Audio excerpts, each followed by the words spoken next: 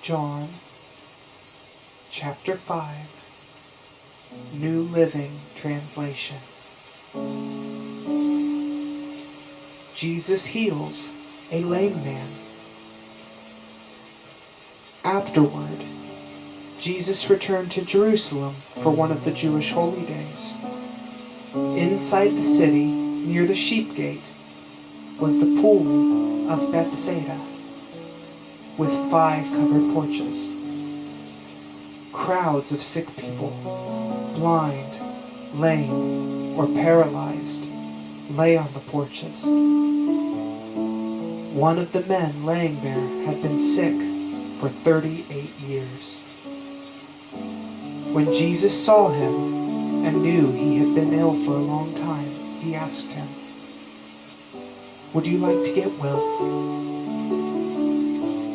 "I can't, sir," the sick man said, "for I have no one to put me into the pool where the water bubbles up. Someone else always gets there ahead of me."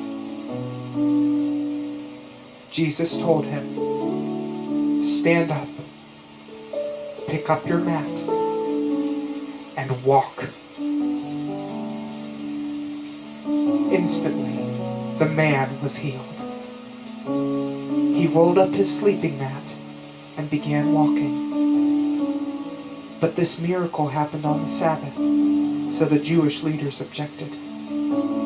They said to the man who was cured, "You can't work on the Sabbath. The law doesn't allow you to carry that sleeping mat." But he replied, "The man who healed me told me, 'Pick up your mat and walk.'" "Who said such a thing as that?" they demanded. The man didn't know, for Jesus had disappeared into the crowd. But afterward, Jesus found him in the temple and told him, "Now you are well, so stop sinning, or something even worse may happen to you." Then the man went and told the Jewish leaders that it was Jesus who had healed him.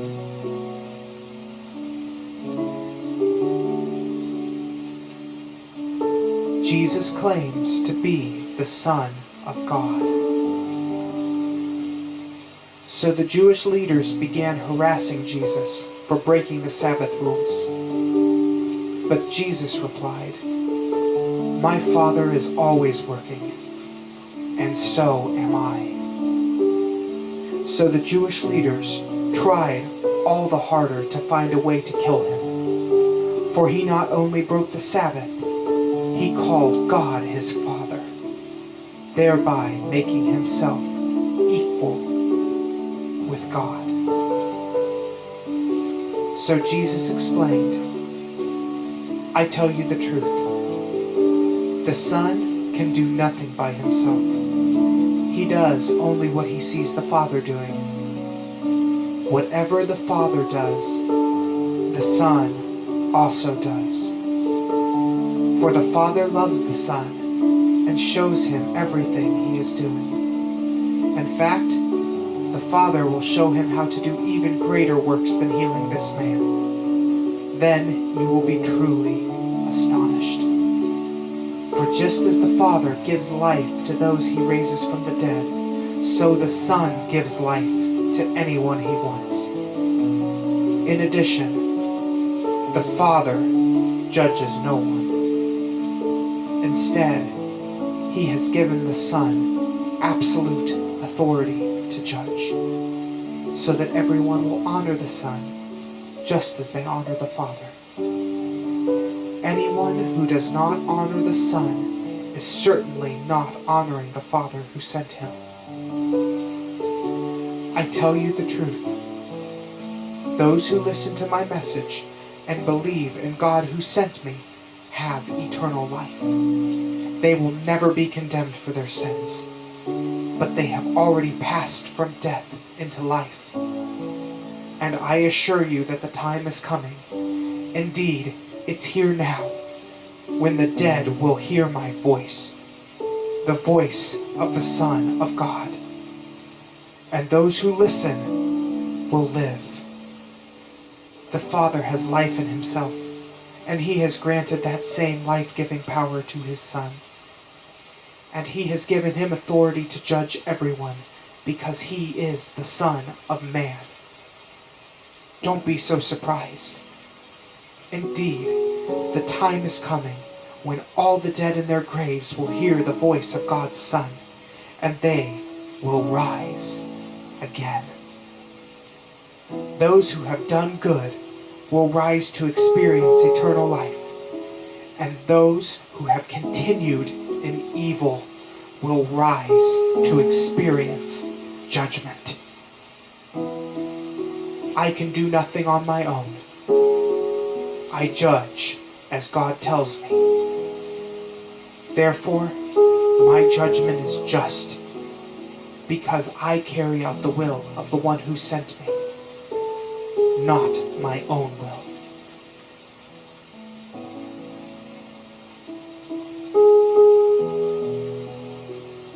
Witnesses to Jesus.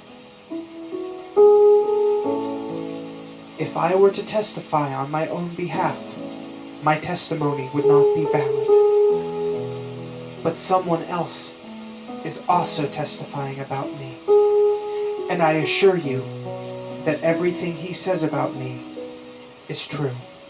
In fact, you sent investigators to listen to John the Baptist, and his testimony about me was true.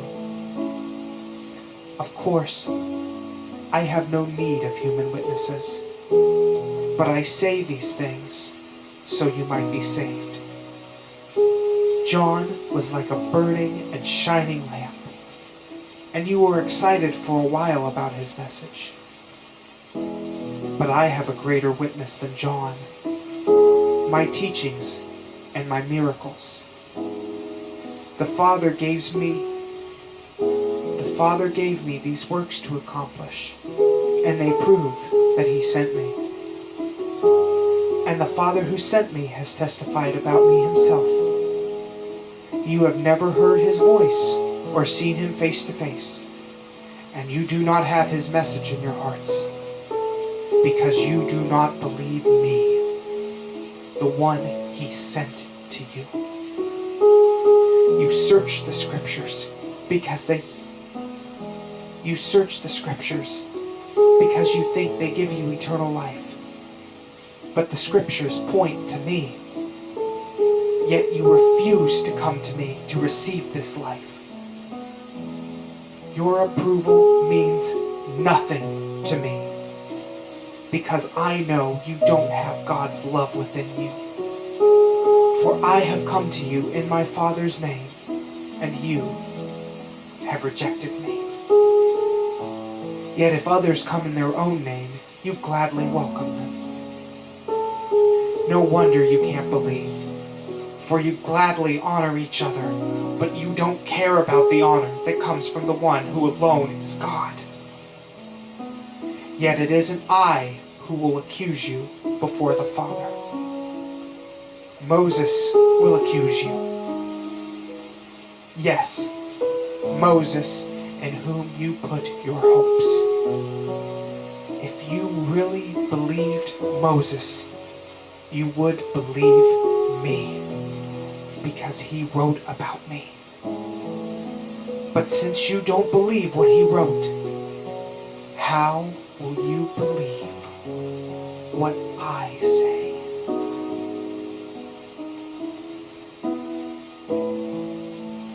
John chapter 5, New Living Translation.